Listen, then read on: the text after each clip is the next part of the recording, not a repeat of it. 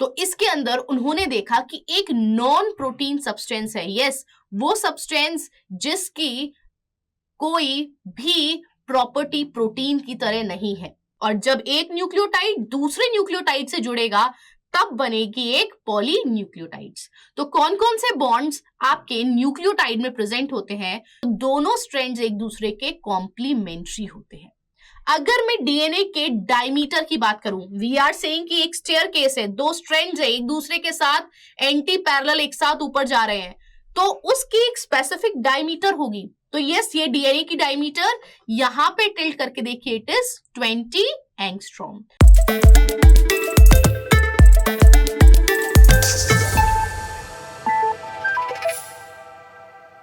Hello dear students, आज के session में हम डिस्कस करेंगे डीएनए को। यस, ये टॉपिक बायोमोलिक्यूल चैप्टर क्लास 11 से है। आज के सेशन में डिस्कस करेंगे डीएनए की डिस्कवरी और डीएनए के सेकेंडरी स्ट्रक्चर के सेलिएंट फीचर्स। तो आइए स्टूडेंट्स देखते हैं डीएनए की डिस्कवरी। सबसे पहले डीएनए की डिस्कवरी फ्रेडरिक मिशर ने की थी, और ये डिस्कवरी उन्होंने पस सेल्स के अंदर की थी। पस sales mean students dead WBCs along with dead bacteria. तो इसके अंदर उन्होंने देखा कि एक नॉन प्रोटीन सब्सटेंस है, यस, वो सब्सटेंस जिसकी कोई भी प्रॉपर्टी प्रोटीन की तरह नहीं है। तो नॉन प्रोटीन सब्सटेंस है, उस सब्सटेंस को इन्होंने नाम दिया न्यूक्लिन। यस, डीएनए की डिस्कवरी से पहले सारी लाइमलाइट प्रोटीन्स ले जाते थे, लेकिन फ्रेडरिक मिशर को नहीं पता था कि उन्होंने इतने सिग्निफिकेंट केमिकल की डिस्कवरी की है, एंड दैट वाज डीएनए। तो उन्होंने उस समय इस सब्सटेंस का नाम न्यूक्लिन किया, लेकिन लेटर ऑन ऑल्टमैन ने इस सब्सटेंस को नाम दिया न्यूक्लिक एसिड। उन्होंने कहा इस नॉन प्रोटीन सब्सटेंस के पास एसिडिक प्रॉपर्टीज हैं, so the right name should be nucleic acid. The term DNA was given by Zacharias. Now DNA का स्ट्रक्चर आपका डिपिक्ट किया था जेम्स वॉटसन और फ्रांसिस क्रिक ने 1953 में। इन्होंने मॉरिस विल्किंस और रोजलिंड फ्रैंकलिन, जो दोनों कंबाइन होकर काम कर रहे थे, उन्होंने एक्सरे क्रिस्टोग्राफी के थ्रू कुछ डीएनए की पिक्चर्स ली थी, और वॉटसन एंड क्रिक ने उन्हीं पिक्चर्स को आपका डिस्क्राइब किया था कि डीएनए का पॉसिबल स्ट्रक्चर ये हो सकता है। इसीलिए 1962 में Watson and Crick, Maurice Wilkins, इन तीनों को नोबेल प्राइज दिया गया। डीएनए की डिस्कवरी से रिलेटेड एक इंटरेस्टिंग स्टोरी भी है, the unsung heroine of DNA. Rosalind Franklin को डीएनए की अनसंग हीरोइन कहा जाता है, क्योंकि सबसे पहली बार ये आइडिया कि डीएनए एक हेलिकल मॉलिक्यूल है, ये आपका कॉन्सेप्ट सबसे पहली बार रोजलिंड फ्रैंकलिन ने दिया था। Now you will be surprised कि अगर रोजलिंड फ्रैंकलिन ने डीएनए डिस्कवरी में इतना बड़ा कंट्रीब्यूशन है, और इन्होंने ही एक्सरे डिफ्रैक्शन के थ्रू डीएनए की सबसे ब्यूटीफुल पिक्चर्स ली थी, तो इन्हें नोबेल प्राइज क्यों नहीं मिला? इनकी डेथ नोबेल प्राइज मिलने से पहले ही हो गई थी। इसीलिए रोजलिंड फ्रैंकलिन को अनसंग हीरोइन ऑफ डीएनए कहा जाता है। तो आइए स्टूडेंट्स डिस्कस करते हैं वॉटसन एंड क्रिक ने कौन से सेलिएंट फीचर्स बताए थे बीडीएनए के। Students, you know DNA is a nucleic acid. Nucleic acids किसके बने होंगे? पॉलीन्यूक्लियोटाइड्स। मींस न्यूक्लिक एसिड के अंदर बहुत सारे न्यूक्लियोटाइड्स जुड़े हुए होंगे। Nucleic acid is a polymer of nucleotides, तो बहुत सारे न्यूक्लियोटाइड्स जुड़े हुए होंगे। पॉली मीन्स मेनी, तो बहुत सारे न्यूक्लियोटाइड्स जुड़े हुए होंगे, इट इज न्यूक्लिक एसिड। तो आइए स्टूडेंट्स सबसे पहले समझते हैं वर्ड न्यूक्लियोटाइड को। डीएनए के केस में nucleotide means deoxyribose sugar, it is a pentose sugar, 5 carbon sugar, nitrogenous base and phosphate molecule. जब ये तीनों चीज एक दूसरे से अटैच हो जाती हैं तब बनता है न्यूक्लियोटाइड। न्यूक्लियोटाइड से सिमिलर वर्ड है न्यूक्लियोसाइड, लेकिन जब भी हम न्यूक्लियोसाइड की बात करेंगे तो उसमें डीऑक्सीराइबोस शुगर और सिर्फ नाइट्रोजनस बेस होगा। फॉस्फेट मॉलिक्यूल एब्सेंट होगा न्यूक्लियोसाइड्स में से। तो यस, आपके तीन मेजर कंपोनेंट्स डीएनए के हैं, deoxyribose sugar, nitrogenous base and phosphate group. ये तीनों चीज मिलके न्यूक्लियोटाइड्स बनाती हैं, और जब एक न्यूक्लियोटाइड दूसरे न्यूक्लियोटाइड से जुड़ेगा तब बनेगी एक पॉलीन्यूक्लियोटाइड्स। तो कौन कौन से बॉन्ड्स आपके न्यूक्लियोटाइड में प्रेजेंट होते हैं तो वो देखेंगे स्टूडेंट्स। तो सबसे पहले नाइट्रोजनस बेसिस। नाइट्रोजनस बेसिस दो तरीके के होते हैं डीएनए के अंदर। तो सबसे पहली कैटेगरी है प्यूरीन्स की। Yes, purines are double ring structure. यहां पे आप देख रहे हैं एडेनिन एंड गुआनिन, इन दोनों नाइट्रोजनस बेसिस के अंदर डबल रिंग स्ट्रक्चर प्रेजेंट है। On the other hand, the second type of nitrogenous bases are pyrimidines. Pyrimidines, cytosine and thymine. Pyrimidines single ring structure होते हैं। तो ये चार नाइट्रोजनस बेसिस डीएनए के अंदर प्रेजेंट होंगे। Students, now let's talk about the bonds present in DNA molecule. तो अब देखते हैं कि न्यूक्लियोटाइड के अंदर कौन कौन से बॉन्ड प्रेजेंट होंगे। तो सबसे पहले बात करते हैं कि शुगर और फॉस्फेट के बीच में कौन से बॉन्ड्स प्रेजेंट होंगे। तो ये स्टूडेंट्स यहाँ पे दिखाया गया है पिंक डॉट को S 3 prime carbon and white dot को एस 5 प्राइम कार्बन।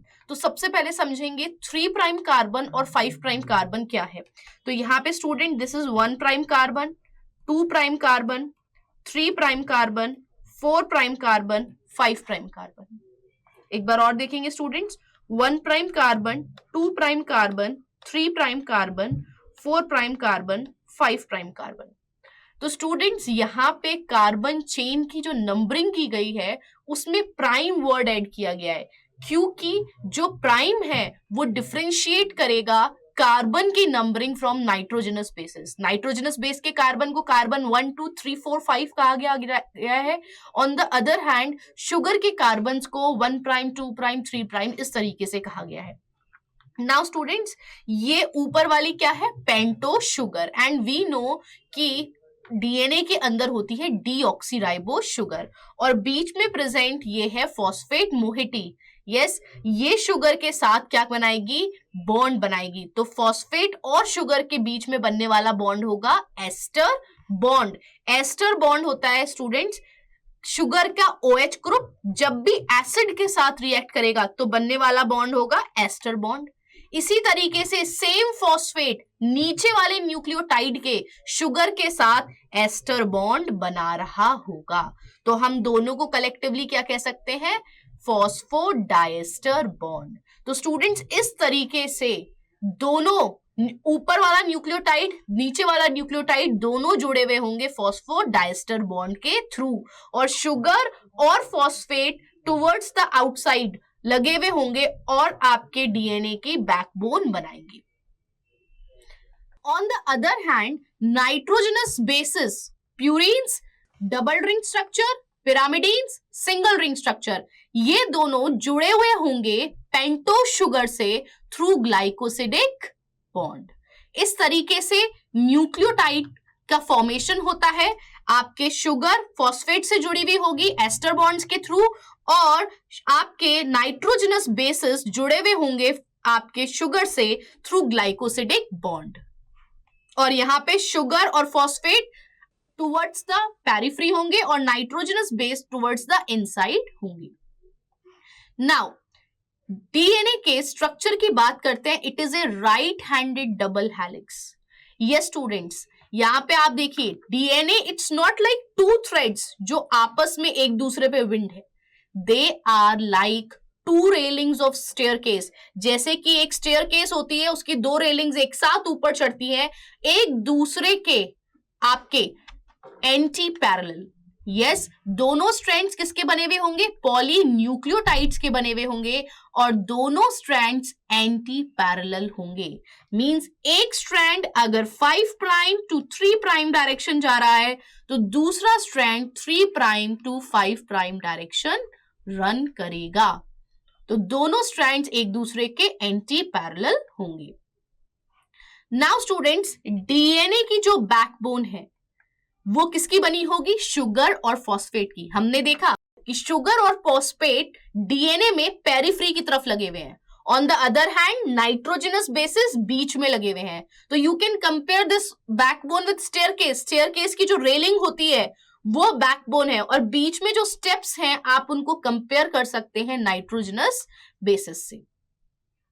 सेकेंडली, दोनों स्ट्रैंड्स एक दूसरे के लिए कॉम्प्लीमेंट्री हैं। फॉर एग्जाम्पल, अगर एडेनिन है तो हमेशा वो बॉन्डिंग करेगा थाइमीन के साथ, अगर ग्वानिन है तो बॉन्डिंग करेगा साइटोसिन के साथ। दोनों के बीच में बनने वाला बॉन्ड है हाइड्रोजन बॉन्ड। स्टूडेंट्स, हम जानते हैं कि हाइड्रोजन बॉन्ड बनता है hydrogen atom and most electronegative atom के बीच में। Most electronegative atom like nitrogen, oxygen, fluorine. Yes, तो दोनों के बीच में बनने वाले बॉन्ड से hydrogen bonds. Now complementary means अगर एक स्ट्रैंड पे, सामने वाले स्ट्रैंड पे एडेनिन है तो इसके अपोजिट स्ट्रैंड पे ऑब्वियसली थाइमीन होगा। अगर ग्वानिन लेफ्ट साइड के स्ट्रैंड पे तो ऑब्वियसली अपोजिट वाले स्ट्रैंड पे साइटोसिन होगा। This means that the strands are complementary to each other. तो ये स्टूडेंट्स, यहां पे देखिए एडेनिन है तो उसके सामने हमेशा थाइमीन है, थाइमीन है तो उसके सामने हमेशा एडेनिन है। यहाँ ग्वानिन है तो यहाँ पे सामने हमेशा साइटोसिन है।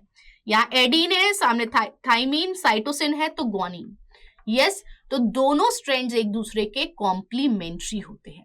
अगर मैं डीएनए के डायमीटर की बात करूं, वी आर सेइंग कि एक स्टेयरकेस है, दो स्ट्रैंड्स है एक दूसरे के साथ एंटी पैरेलल एक साथ ऊपर जा रहे हैं, तो उसकी एक स्पेसिफिक डायमीटर होगी। तो यस, ये डीएनए की डायमीटर यहां पे टिल्ट करके देखिए, it is 20 angstrom.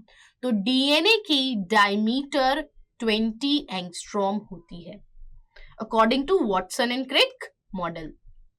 Now DNA के अंदर माइनर ग्रुप्स और मेजर ग्रुप्स बनते हैं। जब दोनों स्ट्रैंड्स एक दूसरे के साथ रन कर रहे हैं तो एक जगह आपका माइनर ग्रुप बनेगा और एक जगह मेजर ग्रुप बनेगा। नाउ हम बात करेंगे डीएनए के एक टर्न की, डीएनए का एक कंप्लीट टर्न। यस, से ये टर्न यहां से यहां तक का है तो it is 34 angstrom. Length of एक complete turn of DNA molecule को हम कहते हैं पिच ऑफ डीएनए। यस, ये 34 एंगस्ट्रॉम क्या है? Pitch of DNA. एक कंप्लीट टर्न लेंथ, एक कंप्लीट टर्न की लेंथ यहां से यहां तक, इट इज 34 एंगस्ट्रॉम। नाउ इस कंप्लीट टर्न के अंदर बीच में जो नाइट्रोजनस बेसेस लगे हुए हैं, they are 10 base pairs. Yes, यहां पे 10 बेस पेयर्स लगे हुए होंगे एक टर्न के अंदर। तो पिच ऑफ हेलिक्स क्या है? एक turn length of one complete turn of DNA 34 angstrom, और इस 34 एंगस्ट्रॉम के बीच में 10 बेस पेयर आ रहे हैं। यहां पे देखिए स्टूडेंट्स, अगर we mark adenine with yellow and thymine with blue, तो guanine with red, cytosine with C, तो जितने भी बेस पेयर्स बीच में लगे हुए हैं, क्योंकि शुगर फॉस्फेट की बैकबोन तो साइड में है, लेकिन बीच में जो लगे हुए हैं वो नाइट्रोजनस के बेस पेयर्स लगे हुए हैं। तो ये base pair, number of base pair इस कंप्लीट टर्न में होंगे 10। यस, नाउ तो हम जानते हैं कि एक कंप्लीट टर्न की लेंथ क्या है? 34 एंगस्ट्रॉम, और उसमें कितने लगे हुए हैं बेस पेयर्स? 10। तो we can easily calculate 34 by 10, 3.4 angstrom. एक बेस पेयर की दूसरे बेस पेयर से दूरी कितनी होगी? 3.4 एंगस्ट्रॉम। सेकेंडली, जब भी डीएनए एक बेस पेयर का टर्न ले रहा है तो उसमें आपके एक स्टेप पे राइज आ रहा है। असेंट मींस राइज, कितना चढ़ाव, कितना राइज आ रहा है, वो होता है 36 डिग्री। यू नो, एक कंप्लीट टर्न कितने का होता है? 360 डिग्री का। If we divided by 10 we will get 36 degree.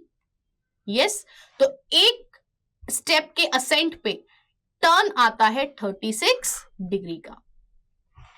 Next students, we know कि आपके डीएनए के अंदर फॉस्फेट ग्रुप लगा होता है और यही फॉस्फेट ग्रुप आपके डीएनए को इंपार्ट करता है negative charge and acidic properties. Yes, we say DNA is deoxyribonucleic acid. Acid word add कर रहे हैं तो यस, उसमें फॉस्फेट ग्रुप जो लगा है वो डीएनए को एसिडिक प्रॉपर्टी दे रहा है और डीएनए को नेगेटिव चार्ज प्रोवाइड कर रहा है. अगर हम एक कंप्लीट सेल में से देखें कि डीएनए की लेंथ कितनी होती है तो we will be surprise to know कि कंप्लीट डीएनए की लेंथ होती है 2.2 मीटर अराउंड. Thank you.